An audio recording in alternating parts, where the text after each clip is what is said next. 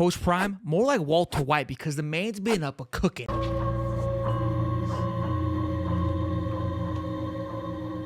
Someone cooked here. On the recruiting trail, he is hot as you could possibly imagine. He's hotter than T Swift and Travis Kelce right now. Okay, maybe not that hot, but he's up there cooking, okay, boys and girls.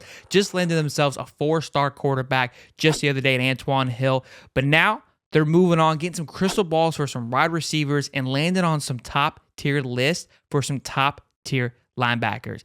Be sure you guys smash that like button, subscribe. We're on the way to 1,000 subs. Mean a lot if you can help us get there. Make sure you guys drop a like as well if you're enjoying the content. And I want to know down in the comments below who you got for this weekend, UCLA Bruins or the Buffs. Drop down the buff emojis if we're all buffs this weekend, boys and girls. But let's hop right into it. While we were all laying our heads to rest this past weekend, Coach Prime, like I said, was out there cooking up Walter White style, Breaking Bad type of like, and he got crystal ball, a 4-star wide receiver, and LaManson Waller, 6'2", 170 pounds, plus 250 player in the nation, a top California recruit. This guy is going to be a huge attribute to that offense. They already have a 4-star stud from IMG committed, a running back committed, and now the quarterback, and now a crystal ball. Again, a crystal ball is never a lock, and neither is a verbal commit, but it's always a good sign and a great direction that you're able to get these guys to verbally say, yeah, I'm feeling pretty good about where things are headed in Colorado. And why wouldn't you? We had a video about Sean Lewis and what he's able to do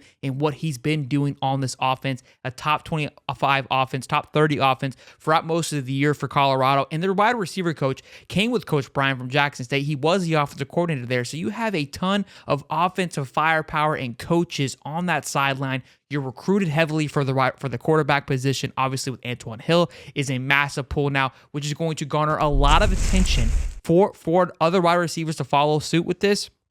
But also, again, just the type of offense that is being ran in Colorado. If you are a top-tier playmaker, how are you not going to be looking at Colorado and go, yeah, I got to go take a look at this and see what's happening here. So massive crystal ball for them. Again, nothing's for certain yet, but again, 2025, you want to start getting into these kids' ears and start laying a foundation, laying a base. And that leads us into our next two picks here, our projections for Colorado, starting with linebacker Riley Pettijohn, 6'2", 205, out of the state of McKinney and high school McKinney, Texas, which be pumping out some studs. They're like IMG, basically. I swear to goodness, every other player that comes from Texas happens to be playing at McKinney. They are just stacked to the brim out there with star-studded talent. And they have another one right here with the number 5 linebacker in the country, 36th nationally, dropped his top 12 just the other day, and Colorado found their name on that list. And why this is important is your name is alongside top tier schools like the Georgias, the Bamas, and Ohio States, Michigans.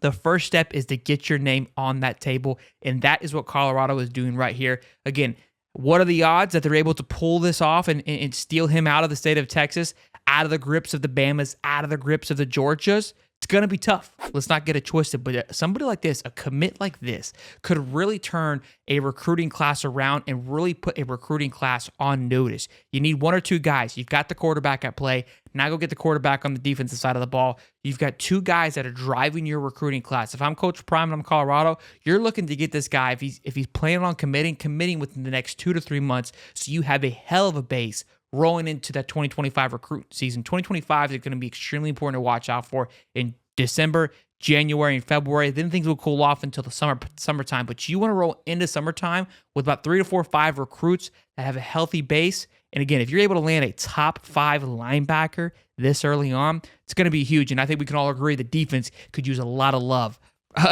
for this next recruiting cycle. Then you have another linebacker, Elijah Melendez, I believe, 4-star linebacker, 180th in the country, 21 linebacker overall. Again, another big pickup here. If they're able to, again, same type of situation with Riley. He's 6'1", 223, a big player with a lot of speed coming out of Florida. We know how the athletes are in Florida. It's one after the other. He's already been known to pluck guys out of Florida. Got an IMG commit right now. Osceola has been known to pump out some talent as well. So there's another important aspect in here is getting into these schools. You get one player from the school, now you've got a lifeline to that school. You've got an IMG lifeline. If you're able to get a McKinney lifeline, an Osceola lifeline, these things help you for future recruiting because now you have a reason to go down there and you have a recruit. constantly walking around the school talking about how great things are in Colorado. So these are something to keep an eye on. Again, we don't have an idea when these guys are going to commit, but if you're trying to make a class and make a class extremely competitive and be effective as soon as possible, they are right on schedule for that 2025 recruiting class. 2024 seems like it may be behind, but I expect the portal to be a heavy emphasis for priming the bus for this 2024. They are right on time again for 2025. If you guys are liking the content, be sure to smash the like button, subscribe, and I'll see you guys in the next one. Peace.